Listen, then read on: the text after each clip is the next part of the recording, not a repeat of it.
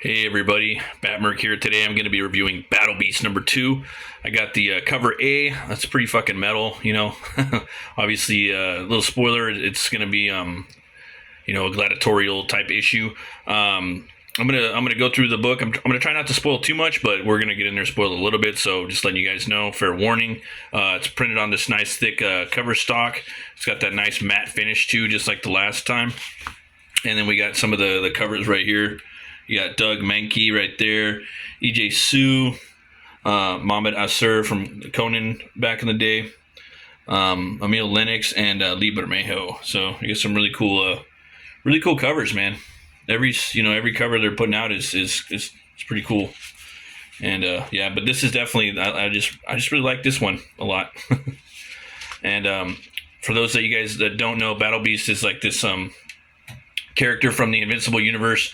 I learned about Invincible like 10 years ago. I always thought it looked like a cool book, but I never picked it up because it was just too deep for me to jump into it. So I never really got a chance to. But I always loved how the brutality and the fight sequences. I thought it was pretty metal and pretty awesome, and I figured I would get back to it. Jump forward like 15 years later, they got a pretty cool TV show. I've been watching that, and then they see this. I see this character called Battle Beast. They launched this book, and I really like this character in the show. So, and I'm really digging this book. If you guys haven't seen my review for the first issue, go check it out. So, the artist is Ryan Ottley, writer is Robert Kirkman, colorist is Annalisa Leone, and Russ Wooten does the letters.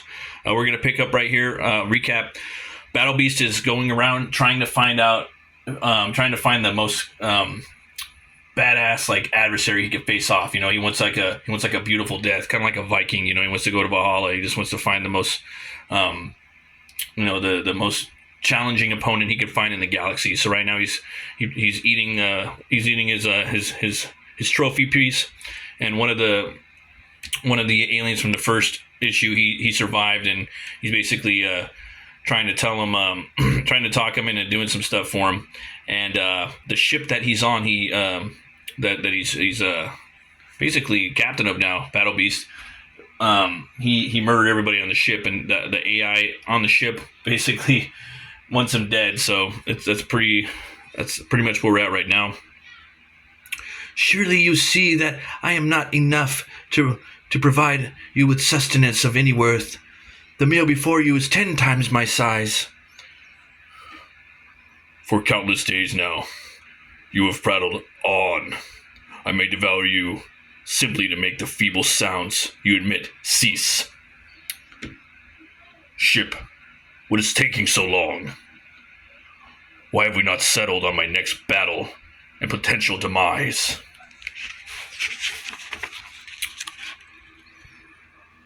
I now have forced to admit to you that this is all a ruse. I have taken you to a pocket of remote space in hopes that you will starve to death.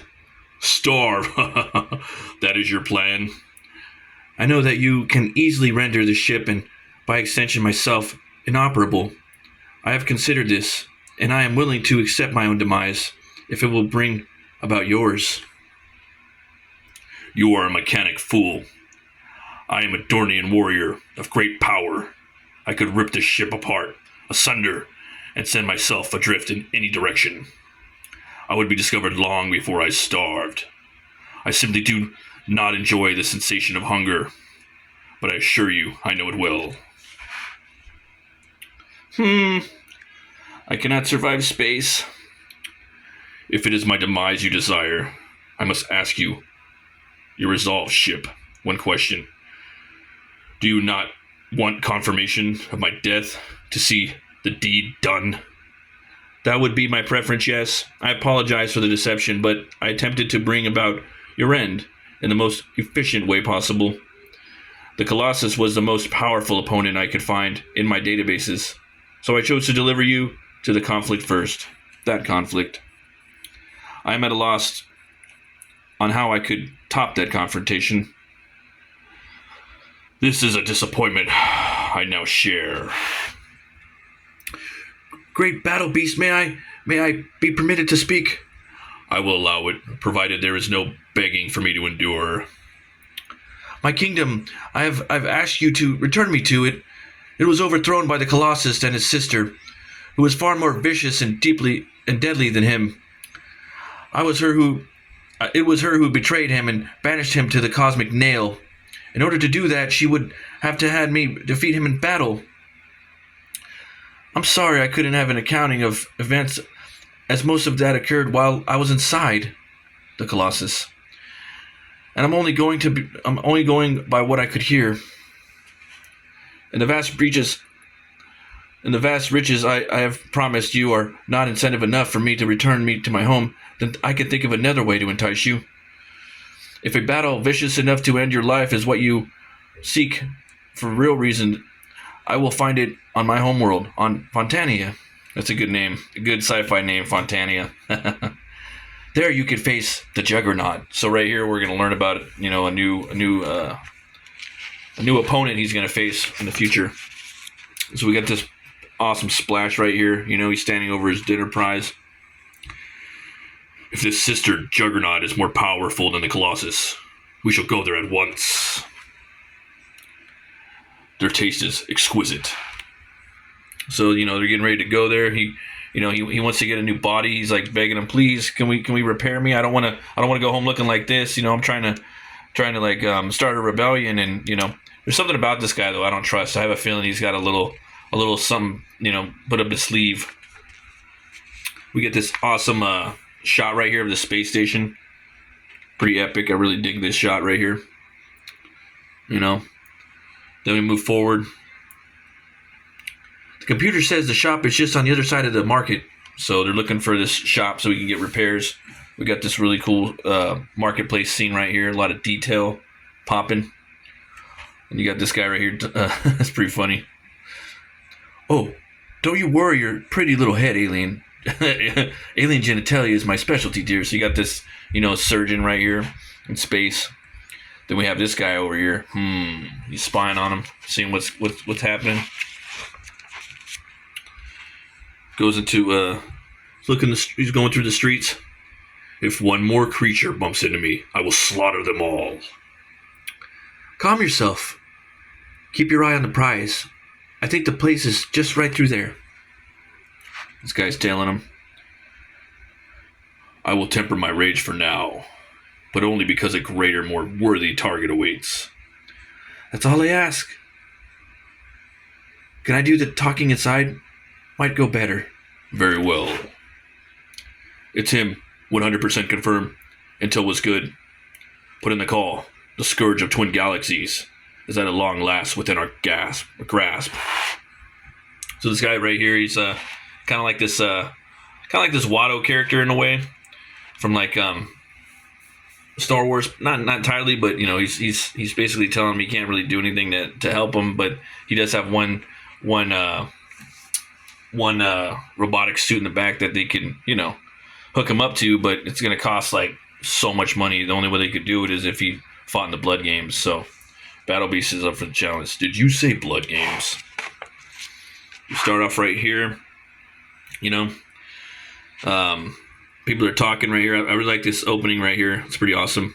Blood Games round 1. A new mystery contestant has entered the games. He hails from parts unknown, and his record is 0 wins and 0 losses. Let's hear it for Battle Beast. His opponent is none other than Krakow, hailing from the Crystal Palace on Corinth. His record is 9 wins and 3 losses. He hopes to redeem himself this season. Fighters ready? Let the Blood Games begin. He's just growling. And then this guy, he's like, nope, I yield, I'm out. He's smart. He gets out of here. So then you got round 2. This thing just just laying there with its head just destroyed, man. He got his jaw over there, his eyeball. This guy really knows how to draw a gore really good, too. Battle Beast wins. Round 3. Battle Beast wins. You just have this guy right here, just half of him.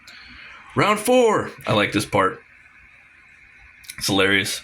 I calculate a less than 0.3% chance of winning, evacuating from combat form. I'm sorry, Captain. The mission has failed. Battle Beast wins. Then we got round 5. He's just decapping that dude. Love the artwork right here. and then you get to see like all these characters right here. You know, it's a little spoiler, and some of them you don't even get to see all of it front, right? But he did his due diligence and actually designed all these characters. You know, and let's see, like you get to see him on there. That one's head. That's on round 2 in the top panel. That's just like I think it's this guy right here, and then that's the purple dude. You know what I mean? So that's pretty cool that Ryan Ottley designed all these characters, even if he didn't end up using them to the fullest extent. I really respect that. You know, that's something that most people wouldn't even think about, like when they're reading this book. You know, that he got to design all these characters, right? And they're on the cover, but they're only going to get one panel of screen time, man. It's pretty crazy. It's extreme editing just to keep the story going. They could have really lingered on each one of the characters, but it just keeps it moving. And then you come upon this character right here. I'm going to read what goes on right here, but I don't want to spoil too much. But you get the final round, and his opponent, the newly minted 2-time champion, the uncaring, unyielding, undefeated, unknown. Face me if you dare, furry one. But know that, stare down the means of your ultimate demise. I live only for battle. I will keep crushing my enemies beneath my feet until one is strong enough to grant me a worthy death in glorious combat. Really cool design, too. I'm really digging that. It's got these spiky little, like, feet right there. Same. So, they're agreeing.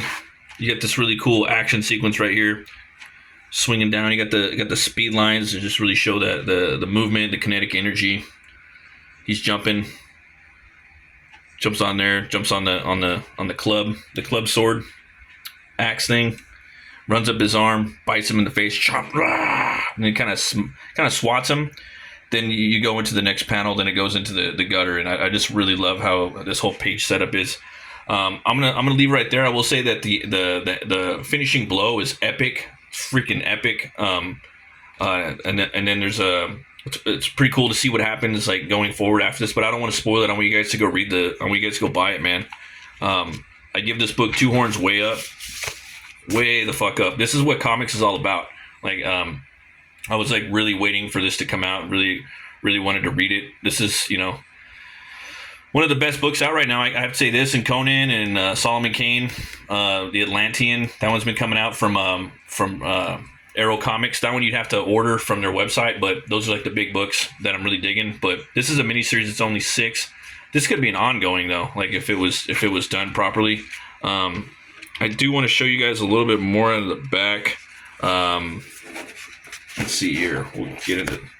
We got these really cool covers right here for issue 3. The first one is let's see. You got Ryan Ottley, which is pretty cool. You got that scale cover, just really showing the scale. Those are always fun to do. B is David Nakayama. C is EJ Sue. I really like that C cover. I think that's really cool. But then let's see here. Cover D, you got Tonique Zonjic. Part of my French. That one looks pretty cool. Again, they're all dope. But then we got our boy Liam Sharp right there, man. Liam Sharpie Sharp. Doing his iconic Liam Sharp pose. Love that one. And then we got the maker of metal himself, the Biz, Simon Bisley. He's doing that one with the face, the full face shot. Love that one too, man. and the thing is, like, I guarantee you, like all these people, I'm like 90% sure they would probably draw this character if Ottley didn't want to do it. But I want Ottley to keep doing this book, man. We're gonna read a little interview from him and some concept art without spoiling this. The last issue you had a little bit from Robert Kirkman, and this one's coming from Ottley. Hello, readers. Welcome to issue number 2. If you're a longtime reader of Invincible Comics, welcome back. If you're new to comics and are here straight from the Amazon Prime Invincible series, welcome. We have such an amazing readership of those that have been following us for decades. And now the new readers that are experiencing the world of comics for the first time. The fact that we are growing the comics community is a dream come true. I want as many as possible to enjoy the art medium as I've enjoyed it since I was 14 years old living in West Jordan, Utah. That's right, man. It's all about getting people back into comics, okay? Or getting people into comics in general. You know, I think comics is the best medium. Period. I like it more than video games, movies, music, and I love music. I was a kid who loved to draw, who dreamed of being an artist. And when I saw comics, I knew exactly what kind of artist I wanted to be. My first professional gig, you guessed it, Invincible. Creator-owned comics is my first love. I've gone on to work with other publishers, but I couldn't stay away from the creator-owned comics. So here we are, back at it. Battle Beast is actually my dream project. Don't tell Robert.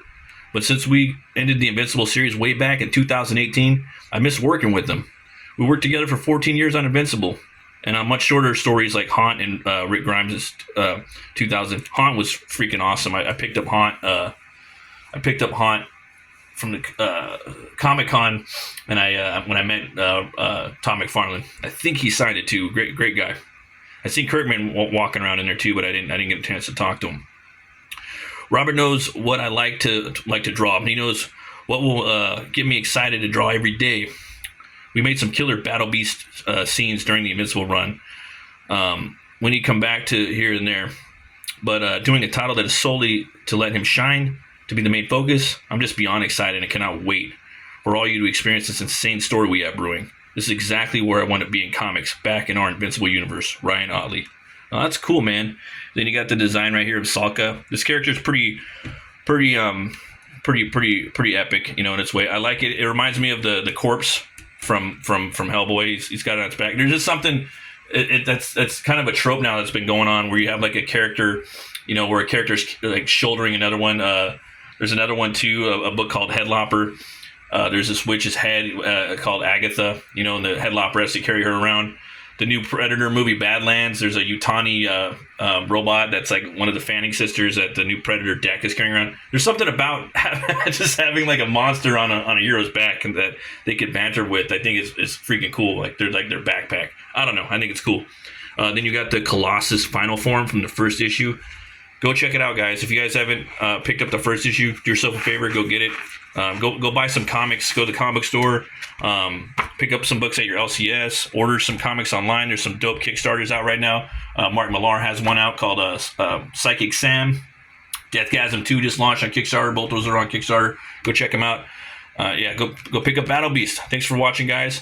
Always remember to be bold, be brave, and roll the bones to know you roll. I'll see you guys next time. Also, don't forget to pick up Vatican City. The issue 3 just dropped today, and I didn't get it because my shop didn't have it. No. Oh well. I'll try to get a review going on that as soon as I can. I'll see you guys next time. Keep it fucking metal.